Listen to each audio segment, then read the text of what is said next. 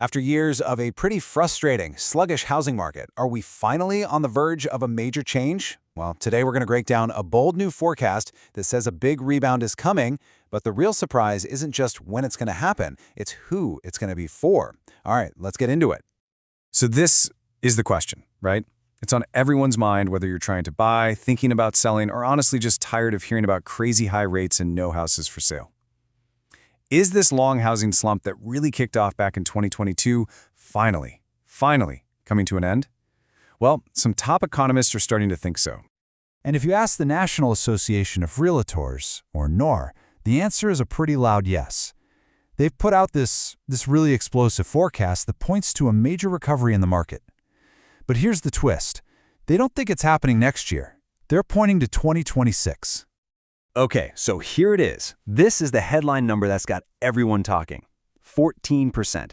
That's the predicted jump, a 14% jump in existing home sales for 2026. I mean, after the years we've had, a double-digit increase like that would be a massive shift. And look, this isn't just some random guess they pulled out of a hat. This comes straight from NAR's chief economist, Lawrence Yun. His take is that after a pretty stagnant, kind of boring 2025, the market is just coiled up and ready to take off in a really big way. And it's not just about more existing homes being sold. The whole forecast is pretty optimistic. They're also predicting a rise in new home sales and even a healthy 4% bump in home prices. So the prediction is growth, pretty much across the board. But, and you knew there was a but, there's a catch. And yeah, that catch, it is everything. This entire super optimistic forecast hinges on one single massive factor: mortgage rates. Literally everything depends on which way they go. This is the one condition that makes or breaks the whole prediction. So for this whole thing to work, for the forecast to actually happen, rates need to follow a very specific path. The thinking is that the 30-year average will land around 6.7% in 2025, and then, this is the key, drop down to around 6% in 2026. And getting from here to there, well, that's where the real economic battle is. So what's going to decide where rates go? The best way to think about it is like this giant economic tug-of-war. You've got these really powerful forces pulling rates up, and then you've got other powerful forces trying to yank them back down. And whoever wins this fight is going to decide the fate of the 2026 housing market. On one side of the rope, you've got things like stubborn inflation and government debt, the stuff that's kept rates high for so long. But now, on the other side of the rope, you've got a weakening labor market and, crucially, the Federal Reserve, which is now actively cutting interest rates. And according to Yun, the balance of power is finally shifting to the side that pulls rates down. And really, the Fed is the heavyweight in this fight. Their main worry isn't just inflation anymore. It's about making sure the whole economy doesn't slide into a recession.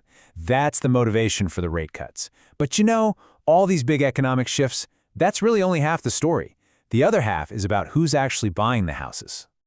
Because while all that economic stuff is fascinating, there is another equally important story playing out here. The profile of who a homebuyer is in America today, it is changing dramatically. The customer is totally different now. Okay, get ready for this. The median age of a first-time homebuyer in the US is now 40. That's right, 40. The whole idea of a young couple in their 20s buying that starter home, that's quickly becoming a thing of the past. And if you thought that was surprising, wait till you hear this. The median age of a repeat homebuyer? It's now 62. This tells you that the entire market is skewing way older, and that has huge implications for why people move and what they're even looking for in a home. So, what's going on? Why are people in their 60s suddenly on the move? Well, NAR's Jessica Lautz has this fantastic name for it. She calls it the grandbaby effect. And that just perfectly sums up the new motivation. It's not about climbing the career ladder anymore. It's about family. So let's just paint a quick picture of this new buyer. They have higher incomes. They're much less likely to have young kids running around the house, which means finding that perfect school district isn't the top priority it used to be. They're also staying put for a lot longer, about 11 years on average. And the number one reason to move has totally flipped from being about a job to being about family. Now, you might be asking, okay, so how are these older, wealthier buyers actually affording these homes? Well, this chart shows a really surprising new trend. Savings is still number one, of course, but look at that second biggest slice, financial assets. We're talking stocks, 401ks, that kind of thing.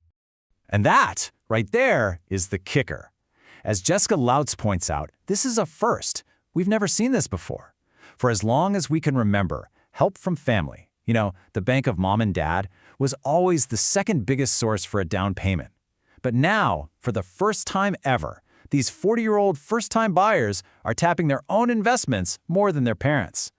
So it's really crucial that we connect these two giant shifts. On one hand, you have an economic forecast pointing to a rebound. And on the other, you have a complete transformation in who the buyers even are. What does the world look like when you put those two things together? Here's the big takeaway. Yes, a housing market rebound in 2026 is looking more and more likely, but it is not going to be a replay of past housing booms. This new market is being built for and shaped by an older, more established buyer whose life revolves around family, not their job. And that leaves us with one final and really critical question to think about. As the numbers get better and the market starts to heat up again, we have to ask ourselves, who is this recovery really for? The data suggests it's a market that's serving a new kind of buyer, which makes you wonder, what does that mean for everyone else?